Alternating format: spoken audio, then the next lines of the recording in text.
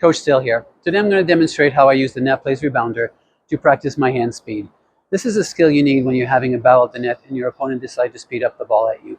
Having great hands will help you win more points and defend and neutralize their attack. Have a go and let me know how you make out.